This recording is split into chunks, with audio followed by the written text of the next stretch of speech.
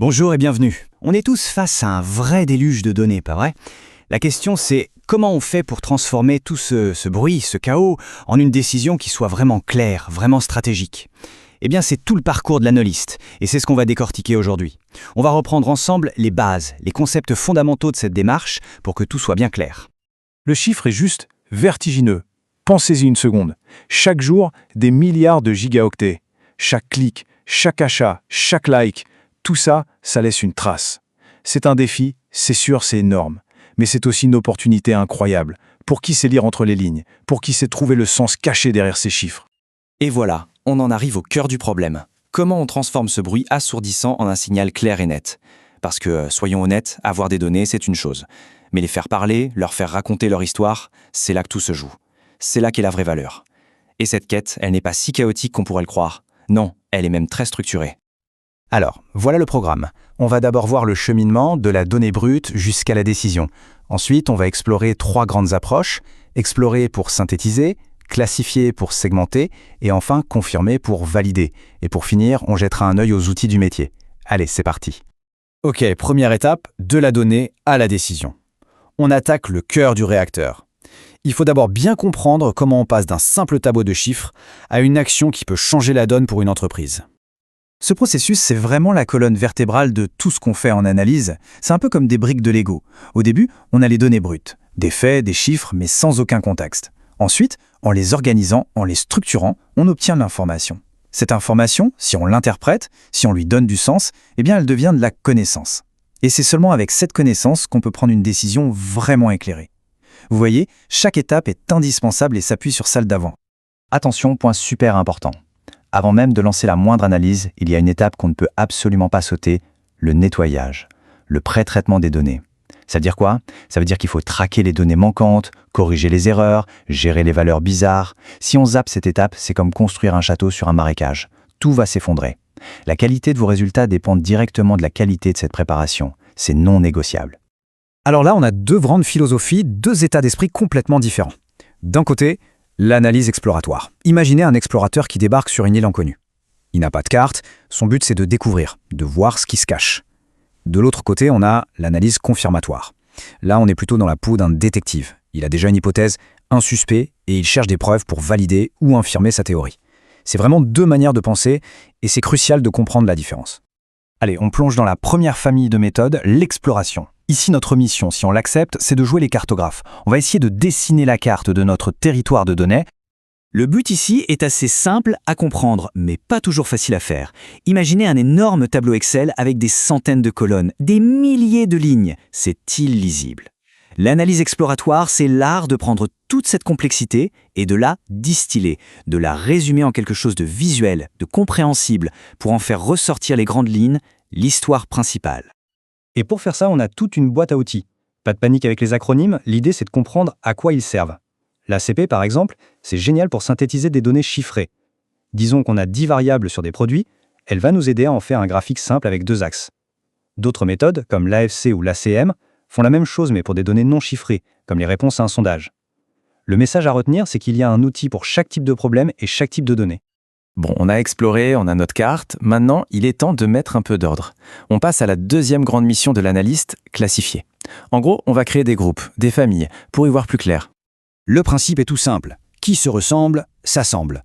On va chercher des individus, que ce soit des clients, des produits, peu importe, qui ont des points communs, et on les met dans le même panier. L'application la plus connue, c'est bien sûr la segmentation client en marketing. On ne parle pas de la même manière à un nouveau client qu'à un client fidèle. La classification permet justement de créer ces groupes pour adapter le message.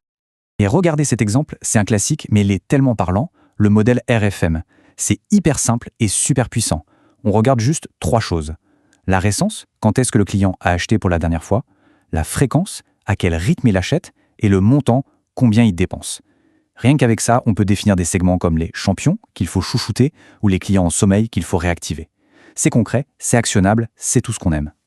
Ok, changement de décor. On a exploré, on a classifié, maintenant on passe à la 3e et dernière grande famille, la confirmation. Là, on ne part plus à l'aventure. On a une idée précise en tête et on va voir si les données nous donnent raison. Vous vous souvenez de notre détective? On est en plein dedans. On part avec une hypothèse, un modèle théorique. Par exemple, on pense que la qualité du service client a un impact positif sur la satisfaction et que cette satisfaction, à son tour, va augmenter la fidélité des clients. L'analyse confirmatoire, son job, c'est de prendre ce modèle et de le confronter aux données pour dire « oui, ça tient la route » ou « non, en fait, ça ne marche pas comme ça ». Alors là, on entre dans des techniques un peu plus poussées, comme les modèles d'équations structurelles. Le nom peut faire un peu peur, mais l'idée est géniale. Au lieu de tester une seule relation, du genre A influence B, on peut tester tout un système, tout un réseau d'influences en même temps. Comment la pub influence l'image, qui elle-même influence l'intention d'achat, etc. C'est ce qui permet de valider des théories complexes de manière très très robuste. Parfait. On a vu les grandes approches, le pourquoi. Maintenant, passons un peu à la pratique, au comment. Pour faire tout ça, un analyste a besoin de 2 choses. Bien connaître sa matière première, c'est-à-dire les données, et bien maîtriser ses outils, les logiciels. Premier type de données, le plus courant, les données en coupe instantanée. L'image de la photo est parfaite pour ça. On prend un cliché, un instant T. On voit plein de gens différents, mais on les voit juste à ce moment-là. Une enquête faite en janvier 2024 auprès de 1000 personnes, c'est une coupe instantanée.